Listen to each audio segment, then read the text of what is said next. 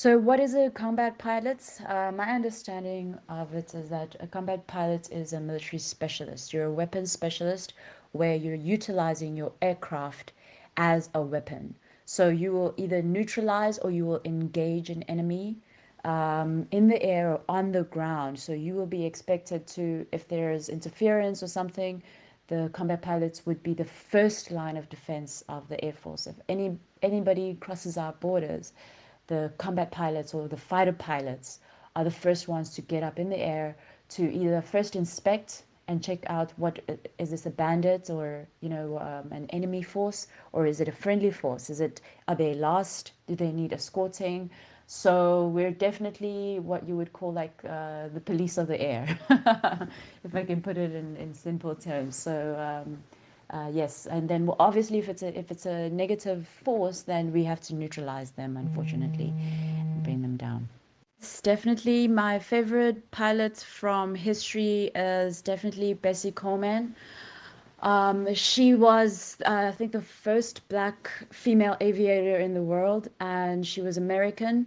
She was really determined to become a pilot that she moved to France to learn how to fly. So first of all, she had to learn how to speak French and then learn how to fly in French. So for me, it showed that she was really determined and had a passion and love for aviation. So definitely Bessie Coleman is somebody that I look up to. Amelia Flockhart as well. She was one of the first female aviators. And there's also another one who was a fighter pilot as well. I shared her on Facebook, but I've forgotten her name. But those two definitely have stood out for me in history. And as far as male pilots, definitely Colonel Mbogota, who was the first black fighter pilot in the country, is somebody that I look up to. And I've also been blessed enough to actually receive some guidance from him when I was going through my journey. So yes, it's not only female aviators that inspire me, I'm also inspired by male aviators on the daily. Um, there have been really a lot of hurdles.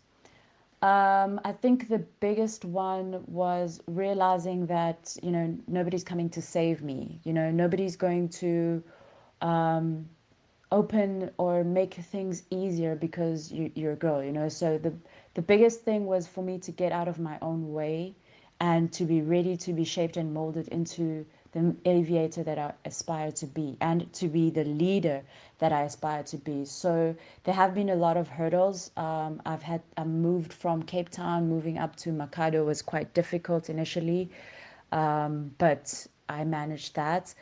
Being away from family for extensive amounts of time have been quite challenging. Learning to find my rhythm up here in Limpopo was very difficult initially, but I feel like I found a rhythm as well. So that was also quite a hurdle. But also one thing that I learned is it increased my self-reliance. I now understand myself a lot better. I'm able to be more assertive because I understand where my boundaries are and I can see when people are infringing on that, and I'm able to speak up clearly. Whereas in the past, maybe I might have been more of a pleaser and allowed people to maybe use me when I didn't feel like I was being used for a good purpose. So definitely finding my own voice was the biggest challenge, and using it for good was yeah, it was something new for me as well. I am the eldest out of all of them. Do I have a nickname when you are in the air that other pilots know you by? Yes. We call those things, that nickname is called a call sign, and my call sign is Comet.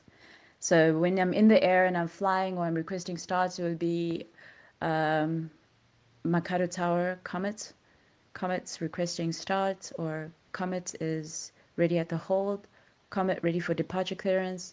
So anytime that I speak to anyone in the air traffic controllers or other aircraft, if I'm addressing them, my call sign is Comet.